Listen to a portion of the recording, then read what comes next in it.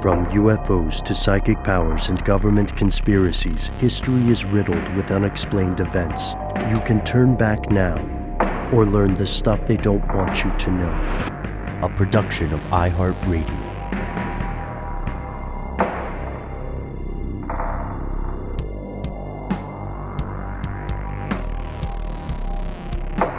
Hello, welcome back to the show. My name is Matt. Our colleague Noel is on an adventure but will be returning shortly. They called me Ben. We're joined as always with our super producer, Paul, Mission Control Decant. Most importantly, you are here, and that makes this the stuff they don't want you to know.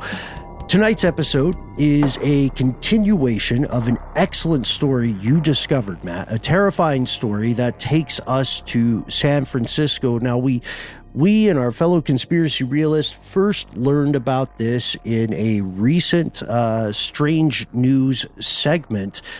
San Francisco, man, have you been to San Francisco?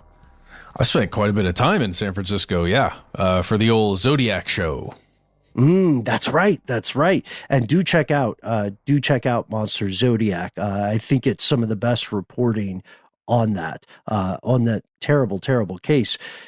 So what did you see the contrast of San Francisco as a society when you were there? Yeah.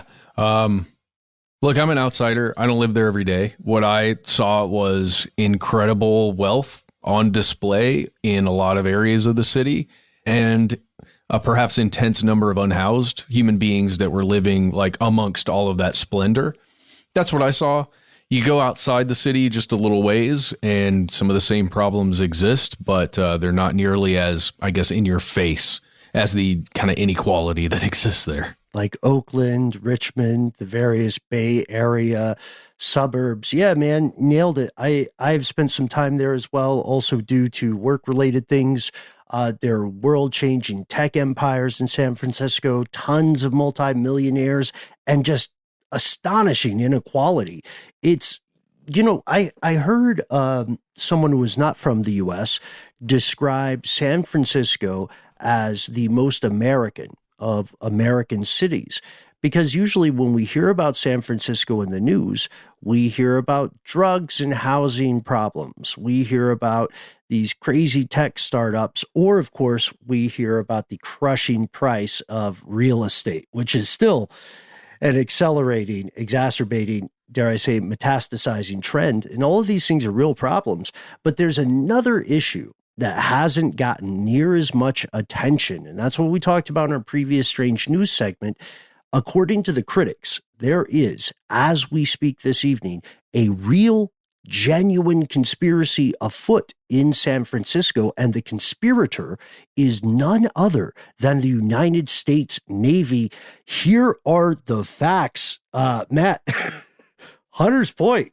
What more can you say? No, it's Hunter's Point is one of the areas in San Francisco's, like the Bay Area, as they call it. It is literally on the bay. It is, I don't know, what would you call it? An outcropping of land.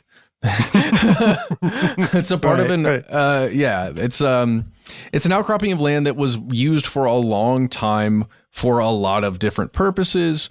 But right now, as we're talking about it, there are human beings living on it. There are human beings working on it.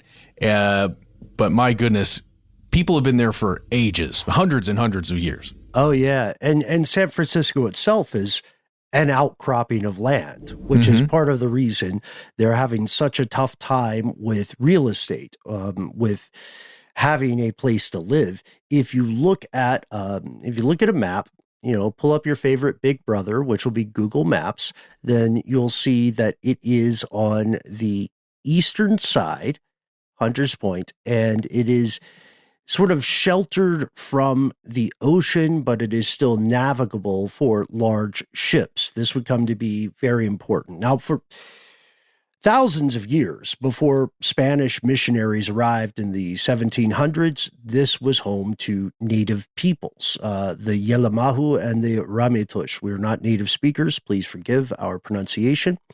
And shortly after the arrival of the Spanish Empire, the district became a hotbed of development.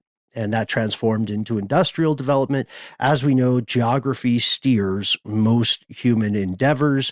And this is the perfect place to build ships. You are somewhat sheltered from the Pacific Ocean proper, and you can still sail your ship at the time out into the ocean. And from there, you can go wherever you wish. So it's no surprise that in 1870, Hunters Point became home to a commercial shipyard. And for a while, I didn't know this, for a while it was known as the world's greatest shipping yard. Even Teddy Roosevelt was a fan. Yeah, I didn't know that either prior to this episode. Congratulations, Hunters Point. Let's go ahead and point out, Ben, as you did in the outline here, there is no apostrophe in Hunters. It is Hunters plural point. It's a weird one, right? That's a weird one. That's one that kept us going back to different sources and saying, all right, well, let's just double check that part. Yeah. If we fast forward even further to 1940, just 1 year before Imperial Japanese forces attack the U.S. at Pearl Harbor, the U.S. Navy purchases the shipyard, the entire thing at Hunters Point. This is, as you had pointed out, Matt, this is a lot of land. If you were a San Francisco real estate developer, and this is a little bit of foreshadowing, then the idea of owning 866 acres of land there, right? You've won Monopoly. Man, what? That's at least $1 billion. Like a long time ago. Wow. Yeah, 866 acres of land. That's beautiful. And the Navy ran shop there from 1941 until 1974. It was the San Francisco Naval Shipyard. And then in 74, it was deactivated. It had yet another name change. And we're giving you just the broad overview here, folks. It was changed to Hunters Point Naval Shipyard, and then it was a commercial shipyard again until about 1986. Yep. Then the Navy took it back. Because they were like, you know what? That was actually pretty cool. It's been 12 years. I think we'd like it back, please. Or there was no please, probably. But they took it back, and they made it the home of a thing called the USS Missouri Battle Group, which, it's the fighting Missouris. Well, that's exciting. And as we're going through this, as Ben said, this is we're painting with a broad brush here at the beginning just to give you an idea of the timeline. But a lot happened from 1941 to 1974 to 1986. A lot of it happened in secret, and the American public overall was unaware. The international public had no idea. And sadly, throughout these decades that you just mentioned, Matt, locals started having some suspicions and concerns that were absolutely ignored. In 1991, the base gets closed or they decide to close the base as part of a larger budgetary effort. And we'll see why. Operations spun down, and the whole thing was shut down completely in 1994. Urban decay sets in. Yeah, urban decay sets in. And just the reasoning there, you've put in the outline here, Ben, it was the base itself was redundant. We don't need this, really, because there are a ton of naval shipyards and bases along that whole area there, the Bay Area. I mean, if you think about Mare Island, which is up a little bit further north near Vallejo, it's huge, and it was operating for a long time. Ton of ships going in and out of there, a ton of naval personnel moving in and out of that area. Yeah. And in both Mare Island and in Hunters Point, what we're establishing is that a lot of history went down in these places. Some of it was very ugly, and a lot of it remains stuff they don't want you to know. Parts of the first atomic bombs were loaded up here, fissile material for them, so like bullets for the guns.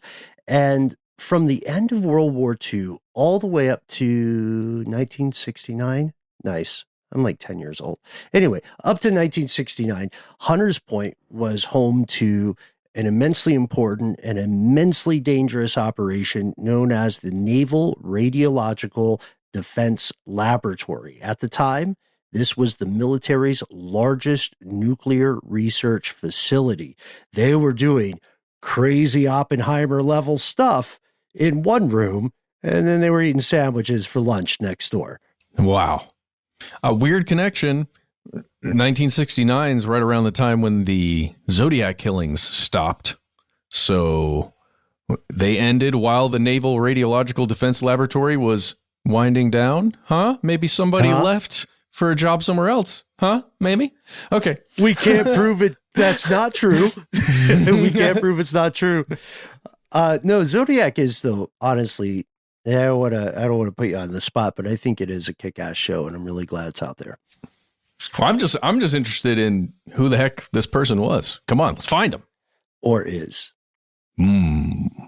So there are decades of nuclear testing in this place. And again, this is San Francisco metro area at this point. So think of your town, wherever you live, and odds are, statistically speaking, you live in a conurbation or a metro area of some sort.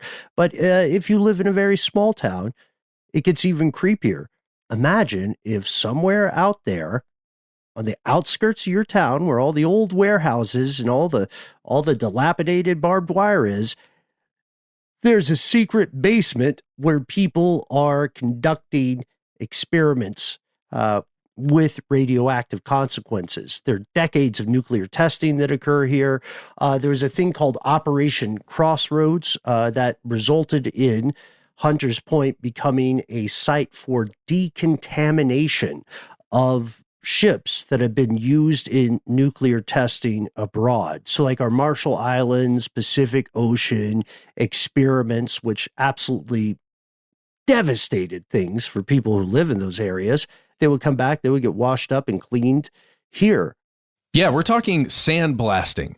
Like a huge ship that went through nuclear weapon testing, right? Got irradiated, got parked back at this place, and then a whole huge team of people sandblasted the exterior of that ship and the surfaces of that ship. And guess where all that waste went? Oh gosh, where? Into the water, into the sewer system that's there. And it wasn't just that. There was also the radioluminescent paint that was used on all of those ships to just let you know what things are on the ship and where to go, where to walk, and passageways when it's, let's say, you've got to turn all the lights off for one strategic reason or another. Like all of that stuff, when it gets washed off or sandblasted, it all goes into the same systems right there. Just sloopy doop down the drain. Consequences be damned. Sloopy doop. Sloopy doop. And that's obviously, that is a specific term in nuclear research. So sloopy doop. Any nuclear scientist will clearly understand the consequences of that. In short, just like in Pet Sematary, as Stephen King wrote, the soil was sour. And The Guardian had a great article that we wanted to shout out. This is some of the best, I guess, international coverage you can see on this. Tom Perkins from June of 2023, a couple months ago as we record this evening. Tom points out that this shipyard didn't just clean contaminated ships. They didn't just violate what would later be the standards for nuclear disposal. They also injected animals with strontium-90, a very specific and dangerous substance that does something super nasty. They call it like the bone seeker. It will replace the calcium in organisms, and it is 100% carcinogenic. It's not something where you like play the odds, like drinking too much or smoking cigarettes. This will kill you slowly and painfully. And as James Dahlgren puts it, who is a specialist in environmental toxicology, he says once it gets in the bone, it stays there. Then it turns over slowly, and it just continues to give off radioactivity. And James is going to make an appearance later in the show as well, because he's got some stuff to say. And I think you and I both have immense respect for him. Strontium-90 was also used to create that glow-in-the-dark paint that you mentioned, Matt. And it probably washed off on ships that were testing bombs in the Pacific. In short, this is bad. It doesn't look great. Hunters Point is currently ground zero, get it, for some widespread remediation projects. And Matt, it's not just Strontium-90, right? There are a couple of other pretty bad customers in the mix here. There are particular versions of cesium and radium, cesium-137 and radium-226. Also not great. And again, this is stuff that you deal with not just because of the ships, right? Not just because of the nuclear testing, but because of the power generation that occurred in that area. Yeah. And as of just a few years ago, on August of 2020, so just about 3 years ago now, the site is still being, quote unquote, cleaned up. The Navy, in fact, has split the property into multiple sections, or parcels would be their preferred term. And they're going piece by piece, you could say. But what they're really doing is they're contracting out the work and arguably passing the buck along to some private industry actors who are going step by step, piece by piece, parcel by parcel, and conducting what are called remediation efforts, which means cleaning out the cesium-137, getting rid of the radium-226 and the strontium-90, and then they're declaring this stuff clean. And they've got a huge ticking clock on them because the Navy doesn't want to be in charge of this land anymore. And because San Francisco is in the midst of an ongoing, cartoonishly bad housing crisis, the city itself wants this land remediated such that they can make tons of new housing developments and billions of dollars for all sorts of stakeholders. But Matt, as you and I were talking about off air, problem is these parcels aren't all created equally. Pollution doesn't have an ideological boundary. It doesn't practice socioeconomic red lines. No, it doesn't. I was looking at just the picture of the different parcels. You can find it online if you want to look it up. You can search for Hunters Point, Naval Shipyard, parcel map, and that's PARCEL, by the way. But basically you can see, gosh, I don't know exactly when this one was created. I think it was around 2020, this map, particular one that I'm looking at. But it's highlighting parcel A, which is two little separate pieces of the area that are already basically being used. And, have people living and working and doing all kinds of things on them. Then if you go north, like to the tip north, that's parcel B. And then it kind of wraps around C, D, E. And then right in the center of all of that, right at the center of the area is parcel G. And that's one that we're going to focus on a little bit because we've got some reporting out of that one specifically. Mm-hmm. Yeah. And this is all just the facts portion of the show, folks. We got to tell you, some of these land parcels, shout out Parcel G, appear to have much more contamination than others, depending on who you ask, because some people will tell you that everything is peachy keen. If you listen to official Navy sources, things are 5 by 5. We're moving right along. However, if you listen to pretty much any source other than the U.S. Navy, including other government agencies, then you will see strong indications that there is a cover-up afoot, one spanning generations, and lives may be on the line. What are we talking about? We'll tell you after a word from our sponsors.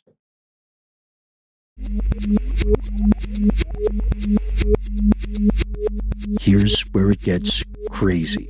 Okay, man, Matt, you and I have talked about this offline a little bit. The U.S. Navy is being represented by the Department of Justice in no less than 12 completely different lawsuits, all about Hunter's Point. Yeah. It's not great. I mean, anytime you try and repurpose a piece of land like this, it's going to get hairy, right? Welcome to Chernobyl Hills. Yeah, you can either put up all the money and time and effort at the very beginning when the Navy was thinking about changing the use of this land and clean that thing like crazy, or you're going to have to clean it over time and deal with this kind of stuff. But I would argue, even if your intention was to fully clean that place, roto-rooter the thing, I don't think you would be able to get it up to standards that you would need to in the short amount of time, basically, that this place has been pressed, maybe politically, to get ready for residential use and those kinds of things. Yeah, man, I appreciate you saying that. I think we're on the same page, because no one likes to admit it, but some things cannot be cleaned. In some cases, the only thing that will bring a piece of land back to a livable state is time. And it can take quite a lot of time. That's why so many incredibly intelligent scientists have been hired by various governments to figure out how to warn people about nuclear waste sites thousands of years in the future. This is not something you can pressure wash, and that's an unfortunate reality. And the problem with unfortunate realities is it's politically convenient to ignore them. Let's also not ignore the thousands of people that have been living in the larger neighborhood for quite some time. Redevelopment, we'll get to that in a second, but what you need to know, if you're not familiar with San Francisco and the conspiracy here, is that redevelopment projects for this neighborhood started in the 1990s, and again in the 2000s, and then again in the 2010s. And in each iteration of this cycle, there was somebody coming in cowboy style and saying, we're going to clean this up. We're going to make this a good neighborhood. Historically, it's been a bad neighborhood. And when they said that, they weren't talking about strontium-90. They were doing a dog whistle for racism. They were talking about the historically oppressed people who have been living in that neighborhood since the Great Migration. Well, as you're saying, Ben, the larger San Francisco resident base got a chance to vote on whether or not they wanted a full cleanup in this thing called Proposition P. It's from a vote that occurred in the year 2000, and those residents got to vote yes or no to the following. Quote, shall it be city policy to support a full cleanup by the Navy of the Hunters Point shipyard to allow unrestricted use of the entire site in the future? 80. Ooh, Ben, I hear the thunder now at your place. Mm-hmm. Y'all, we're going through a storm in two different parts of the Atlanta metro area, and it's really interesting how it's kind of gone from my area to Ben's area. Best way to record stuff they don't want you to know. Every time we record during a storm, if we can keep the power on, we come out with something cool. Cheers. So that weird statement, shall it be policy, to have the Navy clean it up? 86.4% of San Francisco residents voted yes, it shall be city policy to do that. That's 241,456 people. 13.6 voted no. So around 38,000 people. I know it's a little weirdly worded, and it doesn't really do anything. It's not like an effective bill or anything. It's a proposition, basically, for the city to put pressure on the Navy to do what it was supposed to do and clean up the entire place. Right. It's a statement. It's a statement depicting the will of the people. It's a non-binding declaration, but it seems there is overwhelming public support. So if democracy works, then 86.4% is a pretty epic majority, right? Yeah, I would say so. But you're right. The idea here is good. The intentions are good. Let us, as the people of San Francisco, hold our federal government, our military accountable. Let's make sure the Navy does complete this cleanup, because we as locals of San Francisco, or at least about 86% of us, we as locals have heard the stories.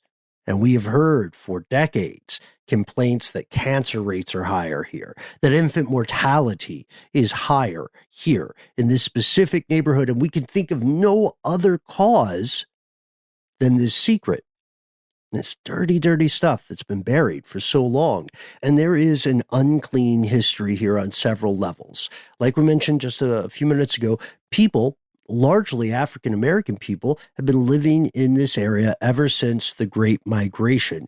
And by the late, a lot of it actually comes from the fact that I think back in the day, in the late 1800s, San Francisco moved all their slaughterhouses out here. They couldn't be in the city limits proper.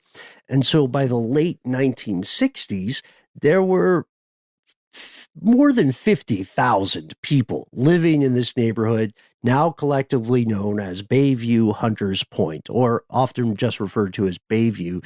And by the 1980s, it had already been deemed a Superfund site. I guess we should talk a little bit about what a Superfund site is. We talked about it in the past, but it's something people need to know if you haven't heard it yet. Yeah, it's basically, again, a site, a place, a parcel of land, if you will, that requires intense cleanup after some kind of ecological disaster, some kind of usually chemical or biological, it's usually chemical or radioactive disaster.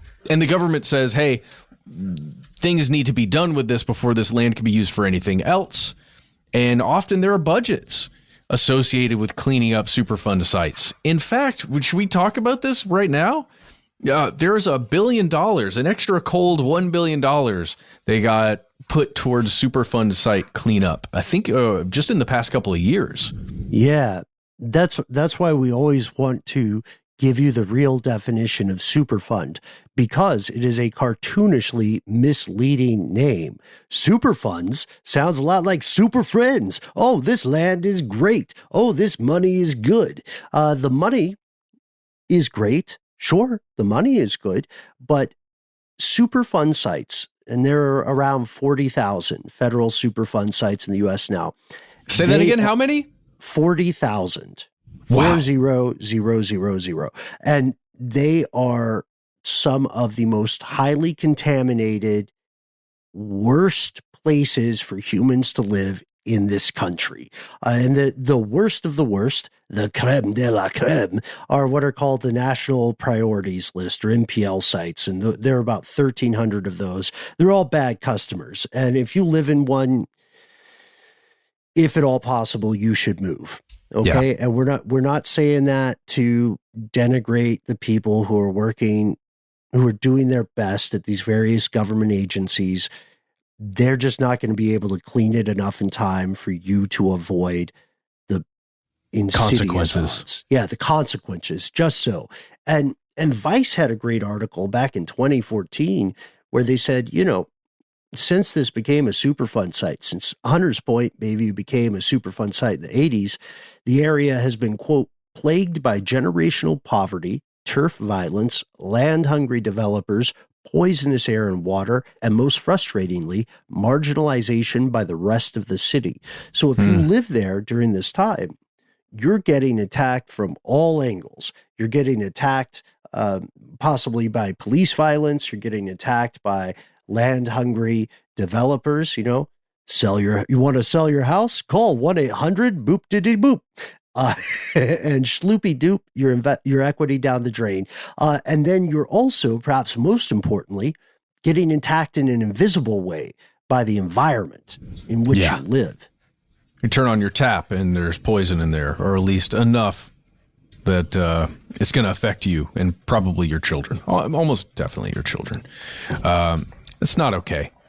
So as my dog attempts to climb into my lap here because of the thunder. Shout out, Meta. Nope, this one's Penny. What? This Penny? one's Penny. Yeah, she's. Oh my gosh, Penny. She's really nervous. The big question is, all of this has been happening for years and years and years, right?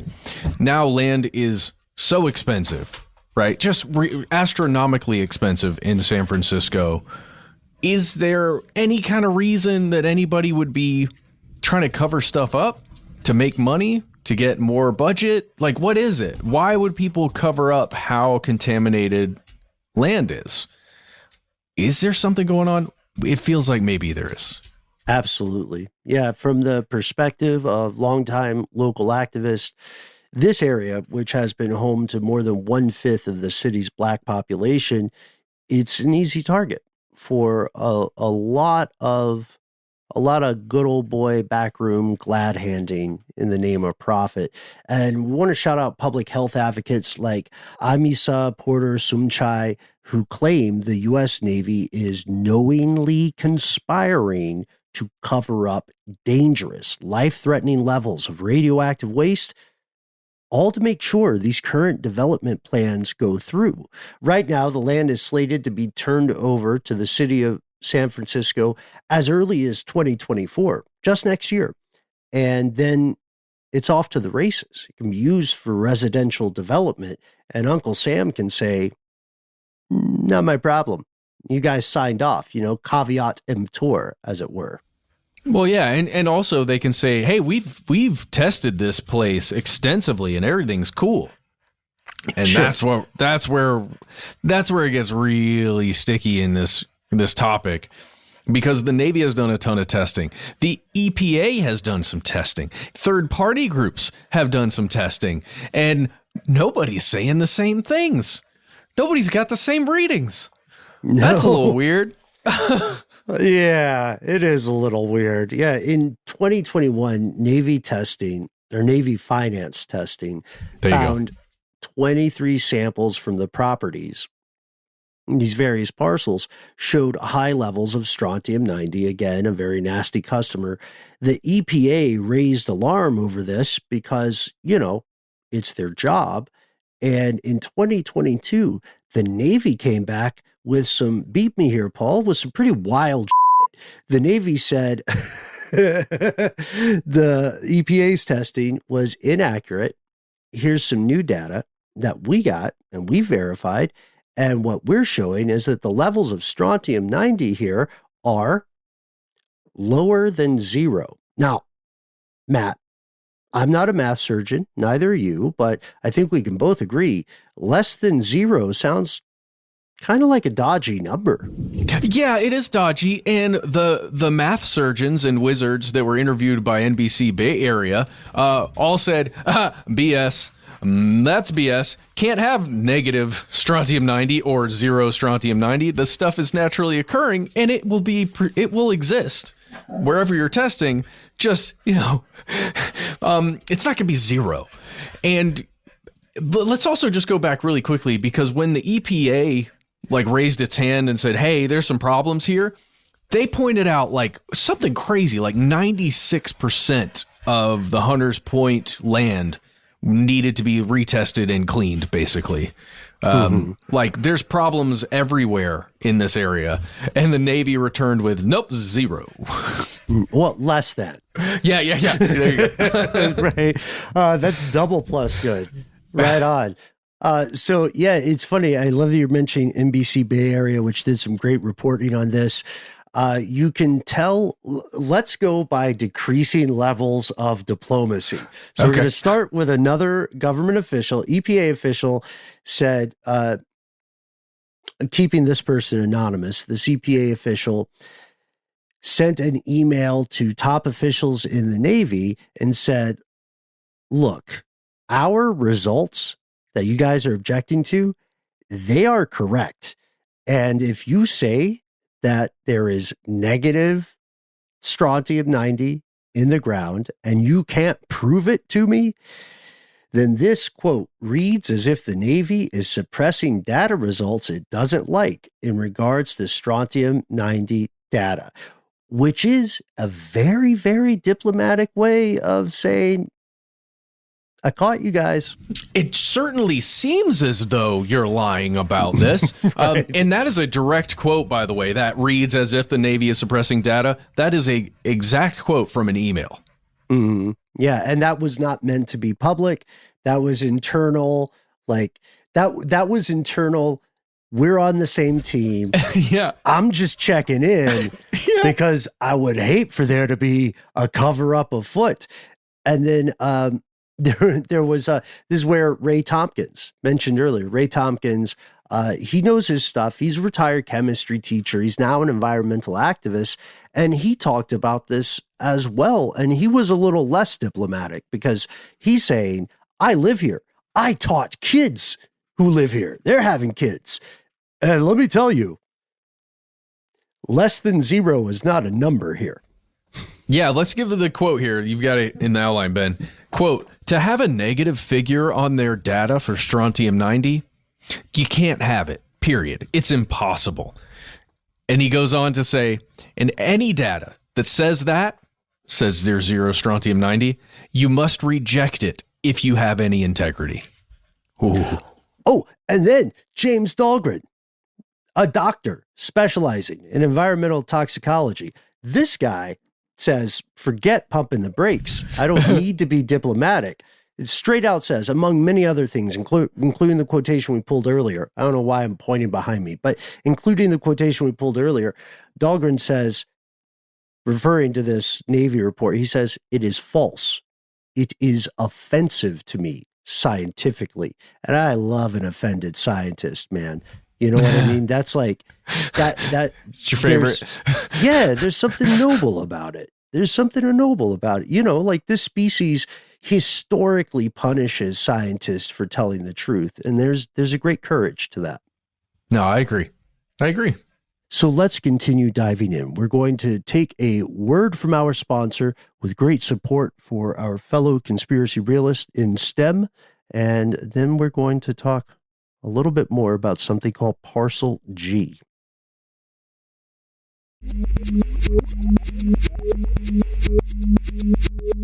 Yeah, Parcel G is one of the parcels of land, a piece of land that is specifically a bunch of buildings kind of right in the center of this place called Hunter's Point.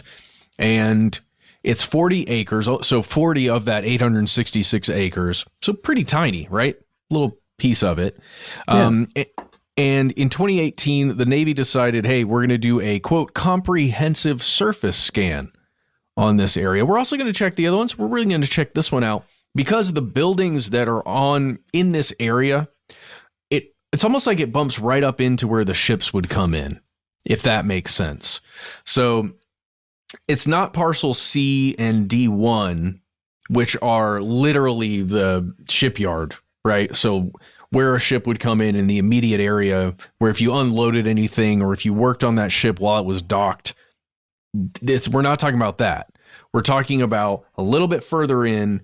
These are buildings that look to be industrial, that were used for all kinds of different things over those, decades that this place was in use. Right. Yeah, I believe it was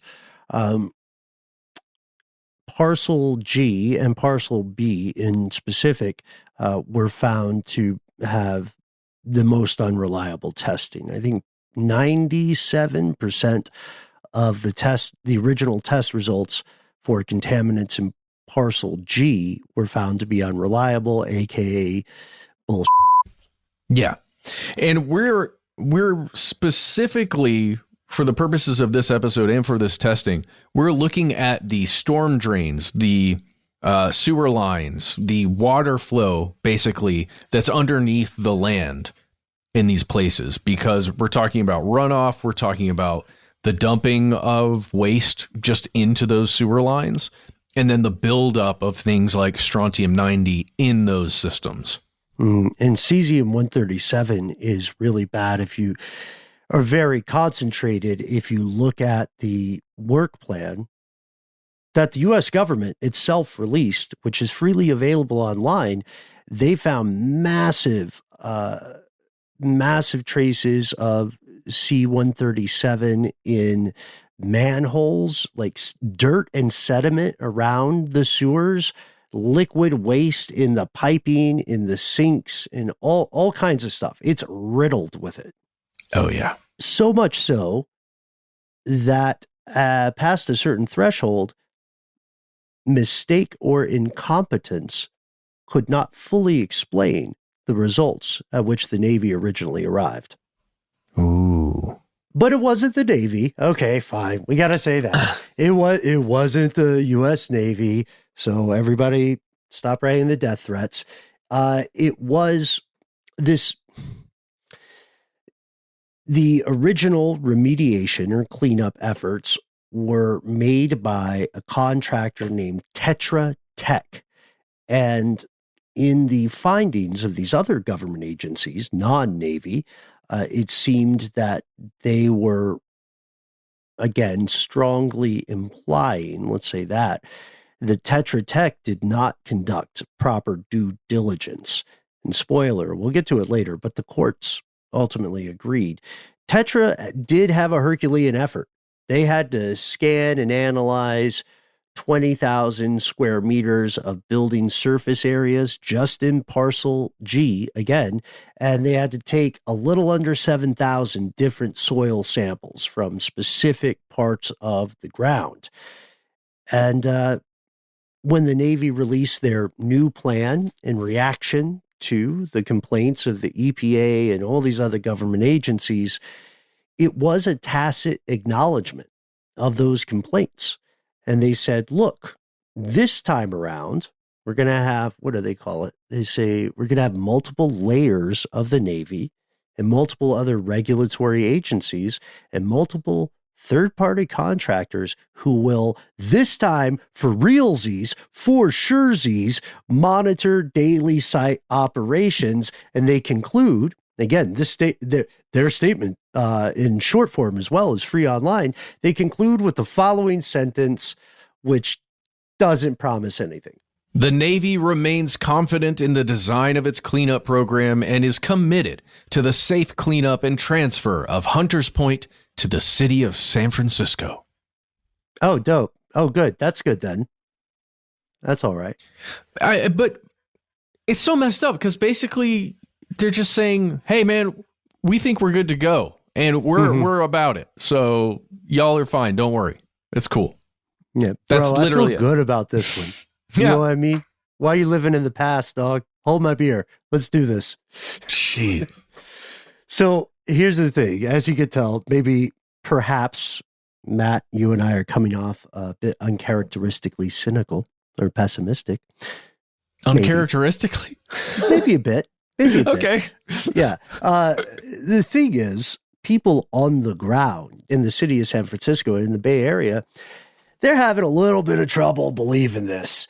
There's a big sense on the ground, let's call it a more than 86th percentile sense that the real motivating force here isn't so much keeping an historically marginalized community safe as it is an operation to make things look good on paper just long enough to transfer this stuff to the city of San Francisco, to have that transfer go through and then tie that albatross around the neck of another organization, like a disreputable used car salesman.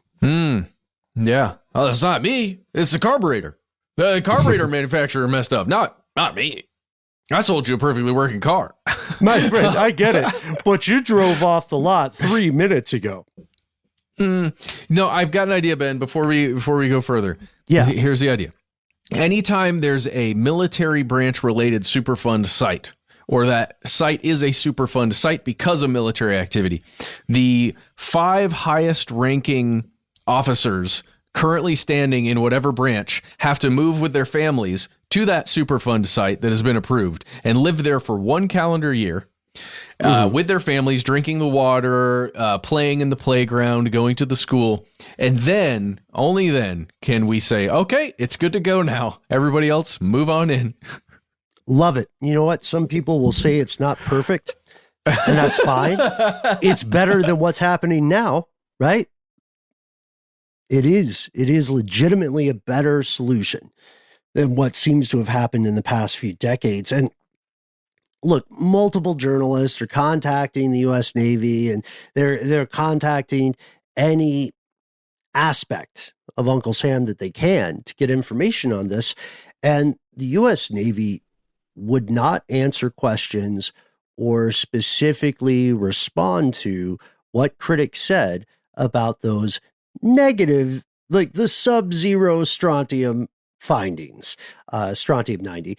But officials have said more than once that there is no risk to public health from what has been detected to date. The problem is that's cherry picking your data, right? That's cherry picking your sources, which is a very, very dangerous game. We said that they've contracted out to this private entity, Tetra Tech, out of Pasadena. And this is not Tetra's first rodeo. Tetra has been awarded multiple government contracts over the years to engage in the same sorts of projects. And in 2018, they had to scapegoat some people. In 2018, 2 of their employees got in trouble. Yeah, for falsifying records. Or for falsifying data at a problem site like this. There's 2 people you can find writing about this online. If you search their names, if you search Tetra Tech 2018, Stephen Rolfe, Stephen Rolfe, and Justin Hubbard, Justin Hubbard. These are guys who supervised a team who were supposed to be doing remediation. So cleaning up, taking care of specifically radioactive materials. So radiation stuff at a Superfund site. Was it at this site, Ben, or at a different site? It was this site. It really was Hunters Point. They were sentenced to 8 months in prison for falsifying records about Hunters Point. Jeez. Yeah. Which is why for people who, now, I'm going to be very honest with you, and Matt, I think it's safe for us to speak as a unit here. If you believe a cover-up is afoot, and I think we both do, then this would be considered a smoking gun. What they did is it's like somebody trying to lie on a piss test for drugs. That's exactly what it is. Well, okay, Matt, how is it like that? I know I just made us sound like the most sleazebag dudes ever. Okay. We've never lied on a piss test, I don't think. No, I genuinely haven't, but I've only taken a few of those types of tests, and I don't do any drugs anyway. I'm such a lame dude. But if you were going to lie on one of those, what you would do is, instead of giving over the sample of your contaminated urine because it's got so much THC in it, you would instead bring in a clean pee sample and do a little switcheroo. So the authorities only got the clean pee-pee instead of your tainted pee-pee. And according to the Northern District of California, that's what these folks did at Tetra. And we're saying that both admitted, and this is on record, both admitted to switching out clean soil samples with the soil they were supposed to have been testing, all with the intent of faking the results of the cleanup. So if you believe, like we do, that factions of Uncle Sam are covering up the contamination here with very real and potentially fatal consequences, then this is a smoking gun. These people went to jail for doing the thing that the U.S. Navy is denying ever happened. And if you look at NGOs that are close to the ground on this, like Jeff Rush, who's an attorney for public employees for environmental responsibility, people have been silent on the issue. The authorities who are supposed to be doing their jobs on this just haven't. The Navy's OIG, Office of Inspector General, has refused to investigate, and Rush is bringing the fire too. He says, quote, "It's like the Navy doesn't care what they say, and we thought it was egregious enough that the Inspector General should look at it. Without any external examination, senior Navy officials can lie to local officials and the public with impunity, knowing there will be no negative career consequences. That's messed up. No personal consequences to you, the individual. And you can just say whatever you want. It might be good. It might be good for your career, actually, because you show that you held the line.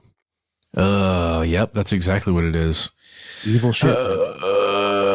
It's really bad. But let's just hammer down on that point one more time. The Inspector General, who should be looking at this, who's a part of the Navy, is refusing to look at it. At least that is some of the latest reporting that Ben and I have seen as of the current situation right now. And often the Navy hasn't responded to some of the local reporting out of San Francisco and the area when they're talking about some of these things and the ongoing situations. The Navy doesn't send any kind of official response often. Not always, but not often. And it certainly seems as though that Inspector General should be doing something. And also, you know, to be fair, I know not everybody loves it when we say this, but to be fair, the Navy is a huge organization. Okay. And this is not by any means saying there are a bunch of people who are villains in the Navy. We got a lot of veterans. We got a lot of active Navy, Navy folks listening to the show. And you know exactly what we're talking about when we're talking about the banality of evil systems. When the buck continually passes, it becomes incredibly easy and therefore incredibly dangerous to say, hey, it's not me. This is just how things are done. You know what I mean? And that doesn't help the people on the ground. It never has throughout the span of human history. Pointing to a system instead of taking accountability has never helped the victims of a system. And that's simply true. You're right. Well, let's talk about another system, the judicial system, because something that's gumming up the works here, even more than the Strontium-90, are the legal cases. Sorry, I just had to try. And, beautiful. And it's just like, it's tough because there are these political goals to get this land ready to make all that money you're talking about. And it seems like everybody is pushing towards those goals rather than the safety of the people, because I don't know, is that just America? Is that what it is? They're pushing for the economics versus safety and health of humans that are the economic batteries for that system. I mean, also there's the greater good argument. You know, nobody has ever accused humanity of being especially original. Like the idea being that San Francisco does need more housing. It's simply true. And it is geographically bound by the water, right? So what are you going to do? Are you going to build out massive fake islands like certain Middle Eastern countries? Are you going to create barges and ship all the unhoused people off to live on a brig the way the United Kingdom just did recently? That's a true story. We could South China Sea it. And like you said, and kind of what's happening in Dubai. Let's just build some islands, dude. Let's go, dude. Bro, let's build some islands, dog. Let's build some islands, man. No Strontium-90 this time, though, for real, though. But you know what you have to do with those islands if you're going South China Sea? What's that? You got to put naval bases on them. Tight. I think we just got greenlit on the budget. Call JSOC. Anyway, so JSOC's not in charge of that part. So that's the thing. Can't comment when there's ongoing litigation. Yeah. Makes sense. You know what I mean? Almost every government official understands that. Again, when there is an ongoing court case, almost every present or former government official knows you should keep your mouth shut and let it play out in the courts. Seriously, like almost every single one, most of the presidents. But research by multiple organizations appears to support some serious problems here. Like court cases, yeah, they can halt investigations. Arguably, they should. Again, we're not being hateful. The Navy does have a leg to stand on when they say that. And there is precedent for that. But court cases do not halt biological consequences of exposure to evil stuff. And when you look at claims about cancer clusters, infant mortality rates, what you find is, oh God, I want to shout out, I know we're going long. I want to shout out a specific thing, Matt, that you and I both read. San Francisco Gate did an excellent investigation in 2004 titled Too Young to Die. It's a multi-part investigation. Too Young to Die, Part 1, Life's Toll. Now, that headline may sound hyperbolic, but we promise you that if you read the article, it is not. The rates of infant mortality in the Bayview, Hunters Point area were twice as high as the rest of the city of San Francisco, the entire thing. And they're some of the highest in the entire state of California, a hugely populated state. That's a tough competition. And they also corrected for various historical intervening variables. In the 94124 zip code, there is literally no other way to explain the prevalence of these health problems without acknowledging the cover-up of, again, radium, cesium, and strontium. Or at least a problem that nobody is admitting is as bad as it is, right? Even if people aren't covering it up, not one person is covering it up, it's still not acknowledging how bad it is. Mm-hmm. Mm-hmm. Yeah. And now, as we said, this is an ongoing story. We do believe it's a genuine conspiracy. The land is slated to be turned over to the city in 2024, no longer the Navy's problem. And as of last year, some settlements got decided in court. There was a class action lawsuit against two development entities, Lenner Incorporated and 5 Point Holdings. They weren't conducting the test. Again, that's Tetra that was doing the testing. But these two entities, Lenner and 5 Point, were being held liable for $6.3 million worth of damages because they sold people homes and lied about the contamination, or they themselves were misled. So negligence, malevolence, your call. And you can see statements from a guy named Joe Cotchett, who's an attorney for the homeowners who were represented in that case.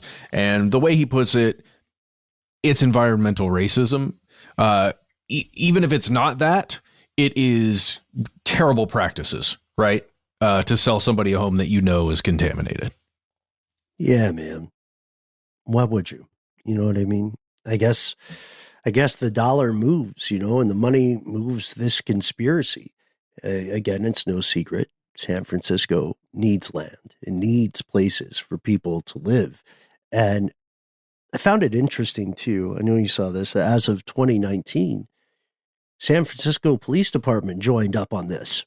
Well, maybe not officially, but 400 different former SFPD officers filed their own class action lawsuit. And they said from working there and living there, working there over the years, the officers and their families had contracted asthma, blood disorders, lung cancer, and they even alleged that the contamination of Hunters Point led to the deaths of two officers, or at least greatly contributed to it. In short, if you look at any source other than the U.S. Navy, there was a cover-up, and the bill is coming due. And at this point, we have to ask, folks, what do you think? I mean, again, we do always endeavor to be objective on this show. But Matt, as soon as you brought the story up, I know we both started digging, and there's still so much more out there. We are giving you the broad strokes, folks. It appears that there is some sort of cover-up. The cases are slowly wending their way through the court system, but that public health clock is ticking. And again, it does not stop because there is ongoing litigation. Radiation and cancer, they don't care about the schedule of the courts. It appears that the powers that be don't particularly care either. they really want these developments to go through. They really want that strip mall. They want those live, laugh, love, mixed use developments. Yeah, that they can charge way too much money for. I would just say everybody should go to sfbayview.com and do some reading there, do some research. That's a great place to get started. Really do check out the NBC Bay Area coverage. They've been putting out some pretty digestible video content on this for several years now. There's a lot that you can read on this if you want more information. But the big question, Ben, that you're alluding to there is like, what do you do with a place like this? Do you rope it off and treat it like Chernobyl for 100 years, 200 years, and then check on it again and be like, maybe it's a little better now? or what do we do if we need to use land that has been contaminated? Unfortunately, that's going to be an increasingly pressing question, Matt. That's alluding to some of our off-air conversations. Yeah. I'm just going to shake my head. It is the best question to end on here, folks, and we want to hear from you. What do you think? How would you answer the dilemma that Matt has posed here? And also, do you have stories about similar cover-ups in your neck of the global woods? We would love to hear from you. You are, again, the best part of this show. We're grateful for your time. You can find us online, Instagram, Facebook, TikTok, Farmers Only, all the good ones, all the top tier ones, Twitter or X as well. You can find us there. And if you don't sip the social meds, then there's good news. There's several other ways you can contact us. Oh, yes. Why not call 1-833-STDWYTK? That's our phone number. It's a voicemail system. You get 3 minutes when you call in. Give yourself a cool nickname and let us know if we can use your message, your voice, your name, all that good stuff on air.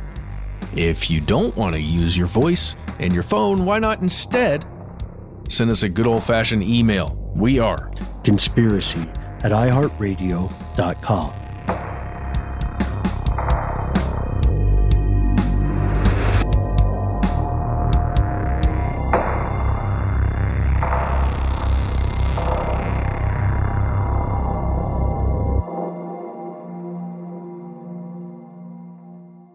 Stuff They Don't Want You to Know is a production of iHeartRadio. For more podcasts from iHeartRadio, visit the iHeartRadio app, Apple Podcasts, or wherever you listen to your favorite shows.